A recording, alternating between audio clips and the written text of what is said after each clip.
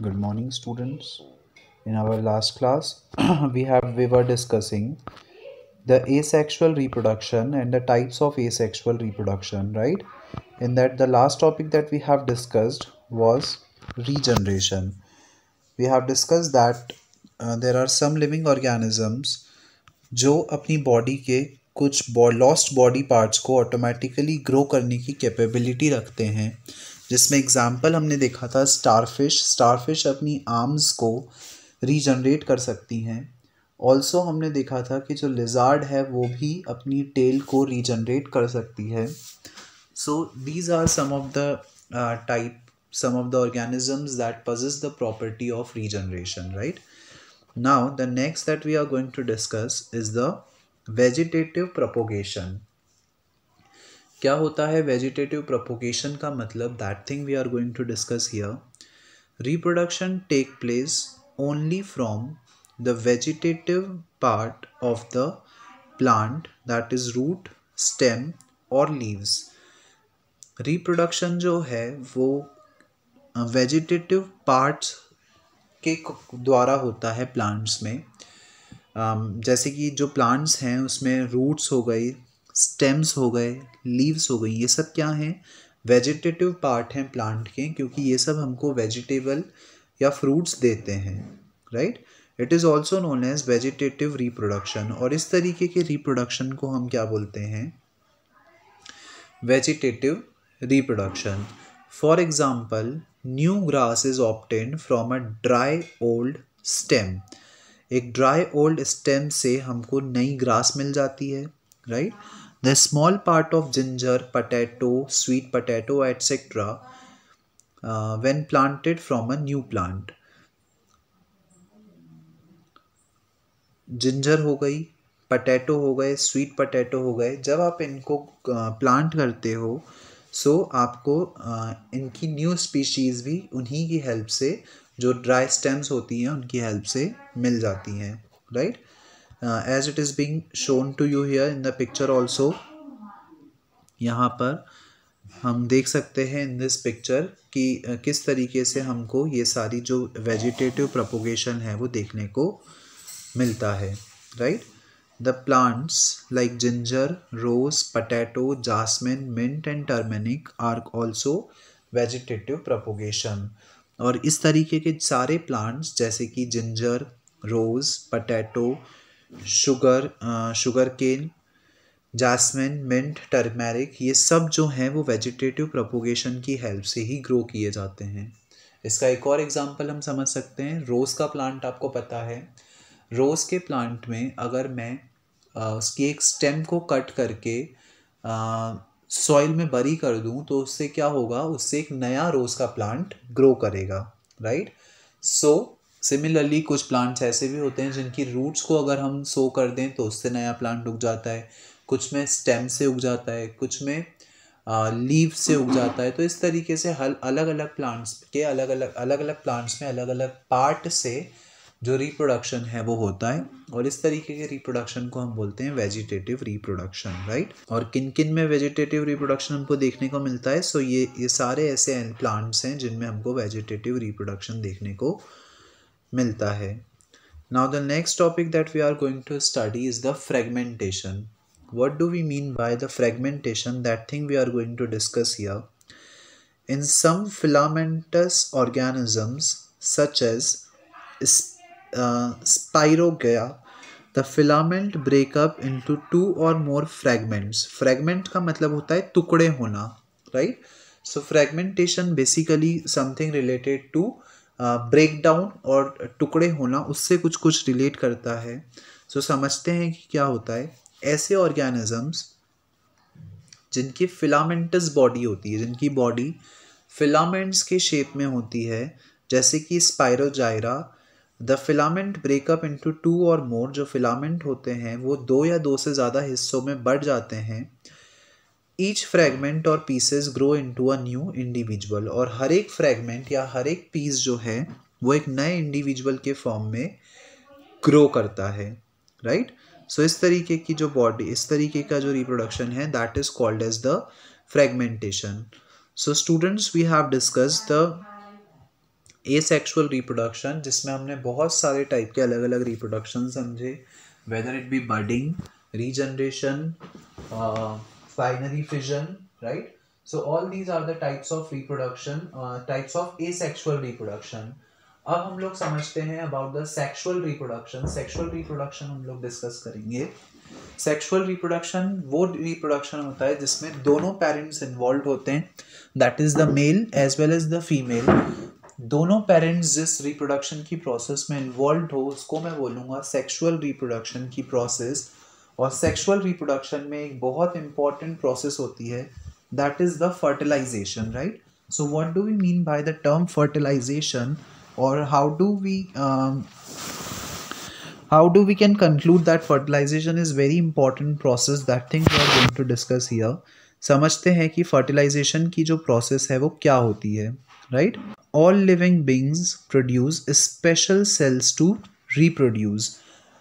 जितने भी living bodies होती हैं, लिविंग ऑर्गेनिजम्स होते हैं, उनकी बॉडी में आपको पता है बहुत सारे अलग अलग सिस्टम्स होते हैं, जैसे digestive system, respiratory system, excretory system. उसी तरीके से एक और सिस्टम होता है जिसको हम बोलते हैं रिप्रोडक्टिव सिस्टम, राइट. और हर एक लिविंग ऑर्गेनिज्म की बॉडी अलग अलग टाइप के सेल्स जनरेट करती है for the process of reproduction. These are called sex cells और गैमेट्स. और इस तरीके के सेल्स को हम बोलते हैं सेक्स सेल्स, और जिसको हम गैमेट्स भी बोलते हैं, right. In animals the male gamete is a sperm cell and female gamete is an egg cell. अगर हम एनिमल्स की बात करें, animals including the human beings, so अगर हम एनिमल्स की बात करें तो एनिमल्स में जो मेल रिप्रोडक्टिव सेल होता है वो होता है स्पर्म, और जो फीमेल रिप्रोडक्टिव सेल होता है उसको हम बोलते हैं एग.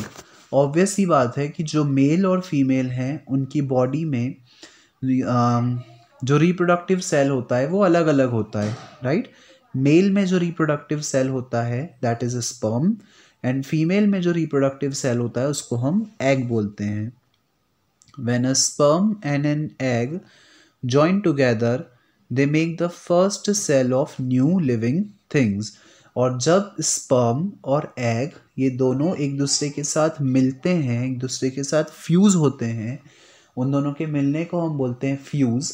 तो जब वो दोनों एक दूसरे के साथ फ्यूज़ होते हैं, स्पर्म और एग, तब वो एक नई लिविंग थिंग को बर्थ देते हैं, राइट. This process is called fertilisation, और इस प्रोसेस को हम क्या बोलते हैं, fertilisation. So we can say that जब स्पर्म और एग दोनों फ्यूज़ हुए तो इस प्रोसेस को हमने क्या नाम दिया, फर्टिलाइजेशन की process, right. The gametes come from the parents and the new living things created is the offsprings. दोनों पेरेंट्स से, that is male parent as well as the female parent, that is mother and father, उन दोनों से जो gametes आए वो दोनों gametes जब एक दूसरे से मिले, फ्यूज़ हुए, तो एक नया ऑफस्प्रिंग बना, राइट. फर्टिलाइजेशन में हैपन आउटसाइड और इनसाइड द फीमेल्स बॉडी. जो फर्टिलाइजेशन की प्रोसेस है वो फीमेल बॉडी के अंदर भी हो सकती है कुछ लिविंग ऑर्गेनिज्म में, और कुछ लिविंग ऑर्गेनिज्म में फीमेल बॉडी के बाहर भी होती है, right. For example, fish and frogs release their gametes outside their bodies. Female frogs deposit large number of eggs into the water. अगर हम फिश और फ्रॉग की बात करें तो फिश और फ्रॉग में जो फर्टिलाइजेशन की प्रोसेस है वो फीमेल बॉडी से बाहर होती है, राइट. जो मेल फिश होती हैं और जो मेल फ्रॉग्स होते हैं वो अपने सेल्स को वाटर में रिलीज कर देते हैं. अब और जो फीमेल फ्रॉग्स होती हैं, सॉरी, जो मेल फिश और मेल फ्रॉग्स होते हैं वो अपने स्पर्म सेल्स को रिलीज़ कर देते हैं, और जो फीमेल फ्रॉग्स और फीमेल फिश होती हैं वो भी अपने एग्स को रिलीज़ कर देती हैं.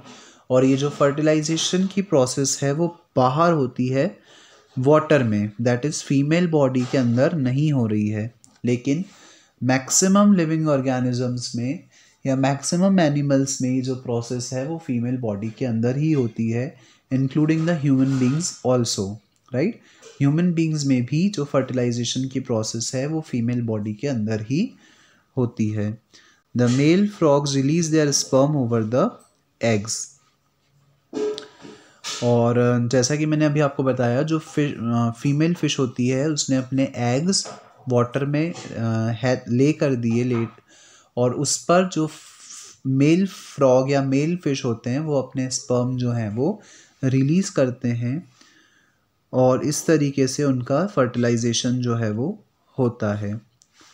This is called the external fertilisation because it happens outside the females body. इस तरीके का रिप्रोडक्शन जो कि फीमेल बॉडी के बाहर हो रहा है उसको हम बोलेंगे एक्सटर्नल फर्टिलाइजेशन, राइट। क्योंकि ये फीमेल बॉडी के बाहर हुआ है, बाहर का मतलब एक्सटर्नल, इसलिए हमने इसको क्या नाम दिया, external fertilisation.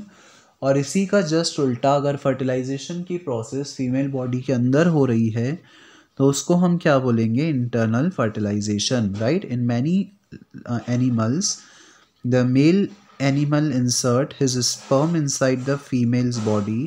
This process is called internal fertilization. बहुत सारे एनिमल्स में क्या होता है, जो मेल हैं वो अपने स्पर्म्स रिलीज़ करते हैं फीमेल बॉडी के अंदर, और तब वो जो स्पर्म है वो एग्स के साथ फ्यूज़ होकर फर्टिलाइजेशन की प्रोसेस कैरी आउट करते हैं, और इस तरीके की प्रोसेस को बोला जाता है internal fertilization, right? Now what do we mean by internal fertilization? That thing we are going to discuss here. समझते हैं कि internal fertilization क्या होता है। In human beings, cats, dogs, birds, etc. fertilization of the egg occurs inside the body of the female.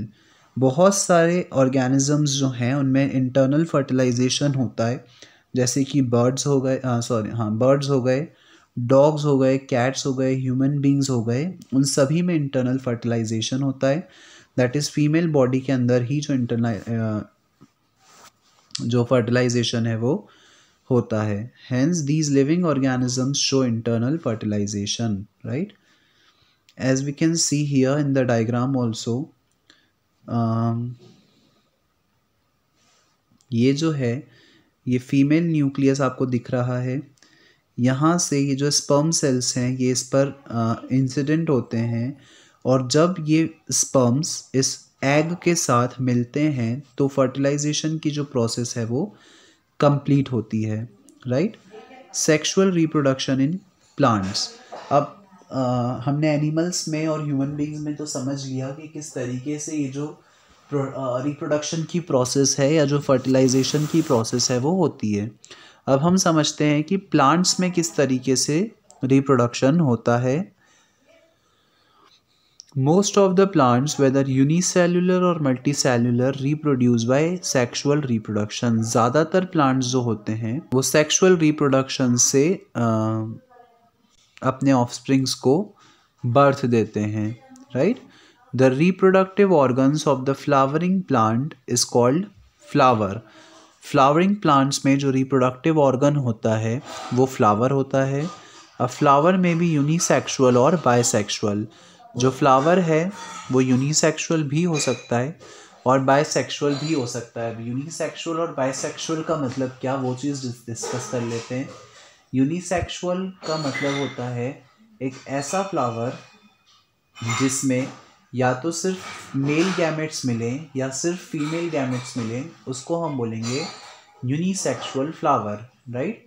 और वहीं पर एक दूसरा ऐसा फ्लावर जिसमें आपको मेल गैमेट के साथ साथ फीमेल गैमेट्स भी मिलते हैं, दैट इज़ दोनों तरीके के गैमेट्स मिलते हैं, तो इस तरीके को हम बोलेंगे बायसेक्सुअल फ्लावर्स, राइट। सो यूनिसेक्सुअल और बायसेक्सुअल क्या होता है यहाँ पे हम और थोड़ा सा डिस्कस कर लेते हैं। Unisexual flowers consist of only one type of reproductive organ, either male और फीमेल। यूनिसेक्सुअल फ्लावर में हमको या तो मेल ऑर्गन्स मिलेंगे या फीमेल ऑर्गन्स मिलेंगे, जैसे कि Cucurbita. There are many flowers which consist both male and female reproductive organ and are called bisexual flowers, जिसको हम हर्माफ्रोडिटा भी बोल सकते हैं, राइट। सो यूनिसेक्सुअल, यूनि का मतलब एक, जिसमें या तो मेल या फीमेल ऑर्गन्स मिले वो यूनिसेक्सुअल, जिसमें बाय मतलब दोनों, मेल भी और फीमेल भी दोनों ऑर्गन्स मिले उसको हम क्या बोलेंगे, बायसेक्सुअल फ्लावर्स। अब हम समझते हैं कि मेल फ्लावर में मेल रिप्रोडक्टिव पार्ट क्या होते हैं और फीमेल रिप्रोडक्टिव पार्ट क्या होते हैं। एनिमल्स में तो हमको पता है कि मेल और फीमेल अलग अलग होते हैं, राइट, लेकिन प्लांट्स में कैसे मेल और फीमेल अलग अलग होते हैं वो समझते हैं। Male reproductive organ of flower, स्टेमन is the male reproductive organ. Plants में जो मेल रिप्रोडक्टिव ऑर्गन होता है वो क्या होता है, stamen. Each stamen bears the anthers which produce the male gametes.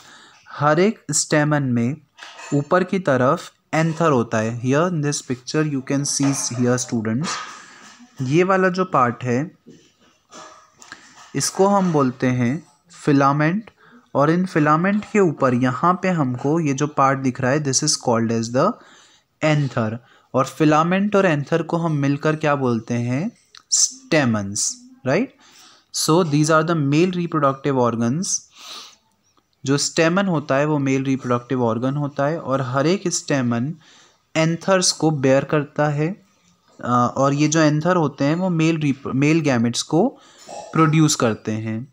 Mail gametes और male reproductive cells are present in very tiny yellowish spherical structure called the pollen grains. और ये जो मेल रिप्रोडक्टिव सेल्स हैं वो एक बहुत छोटे से येलो कलर के स्फेरिकल स्ट्रक्चर में पाए जाते हैं जिनको हम बोलते हैं पॉलन ग्रेन्स। आपने देखा होगा प्लांट्स की फ्लावर्स के ऊपर बहुत सारे छोटे छोटे येलो कलर के स्फेरिकल पार्ट रहता है। बेसिकली वो क्या होते हैं, पॉलन ग्रेन्स होते हैं और उसी के अंदर मेल रिप्रोडक्टिव सेल्स जो हैं वो रहते हैं। Pollen grains contain the male sex cell और गैमेट। जो पॉलन ग्रेन है उसमें मेल सेक्स सेल्स रहते हैं या मेल रिप्रोडक्टिव ऑर्गन रहते हैं। Here the reproductive organ of flowers is being given to you. Now female reproductive organ क्या होता है उसको समझते हैं। Female reproductive organs of flowers, the carpel और pistil is the female reproductive organ. अब हमने पढ़ लिया कि जो स्टेमन है वो मेल रिप्रोडक्टिव ऑर्गन होता है, राइट, और जो फीमेल रिप्रोडक्टिव ऑर्गन है वो क्या होता है, कार्पल और पिस्टिल। ये जो है ये फीमेल रिप्रोडक्टिव ऑर्गन होते हैं। इसको पिक्चर में हम देखते हैं कहाँ पे हैं। सो यहाँ पे ये जो ओवरी है this is a part of female reproductive organ. ये वाला जो पार्ट है इसको हम बोलते हैं स्टाइल, और ये जो ऊपर का पार्ट है this is called the stigma, और इन सबको मिलाकर हम क्या बोलते हैं, कार्पल, राइट। सो ये जो कार्पल है ये कार्पल फीमेल रिप्रोडक्टिव पार्ट होता है, जबकि ये स्टेमन मेल रिप्रोडक्टिव पार्ट होता है। अब कार्पल में भी बहुत सारे पार्ट्स हैं, स्टाइल, स्टिग्मा और ओवरी, वो भी समझते हैं। It is differentiated into the swollen lower part which is fixed to the flower is known as the ovary. जो कार्पल होता है वो जो सेंटर का स्वॉलन पार्ट होता है that is called the ovary, और ये जो है वो हमको फ्लावर के लोअर पार्ट में देखने को मिलता है। The ovary bears many ovules each bearing an egg और एन ओवम। जो ओवरी होती है वो बहुत सारे ओव्यूल्स को कैरी करती है, बेयर करती है, और हर एक ओव्यूल जो है वो एग्स और ओवम को कैरी करता है। The ovary extended into the salt like structure called style, stock like structure called style. और जैसे कि ये ओवरी हो गई, इस ओवरी के ऊपर एक इस तरीके का ये स्टॉक लाइक जो स्ट्रक्चर है, इस तरीके के स्ट्रक्चर को हम क्या बोलते हैं, style. The style ends in lobbed structure called the stigma. और स्टाइल के ऊपर एक लॉब्ड स्टिकी मतलब चिपचिपा सा सब्सटेंस होता है जिसको हम बोलते हैं stigma, right. At the time of reproduction the anther release और large number of pollen grains each containing male gametes. Reproduction के समय पे जो एंथर है वो बहुत सारे पॉलन ग्रेन्स रिलीज करता है जिसमें कि मेल गैमेट्स होते हैं। जब ये pollen grains reach to a stigma it sends out a tube called pollen tube. और जब ये स्टिग्मा तक पहुंचते हैं तो ये एक ट्यूब जैसा स्ट्रक्चर जिसको कि हम पॉलन ट्यूब बोलते हैं उसको छोड़ते हैं, which grows into the stigma and down to the style to the ovary. और वो स्टिग्मा से होते हुए, स्टाइल से होते हुए ओवरी तक जाते हैं। The contact of male gamete and female gamete is called fertilisation. और ओवरी के अंदर जो मेल गैमेट और फीमेल गैमेट है उनका फ्यूजन होता है, वो दोनों एक दूसरे से फ्यूज होते हैं।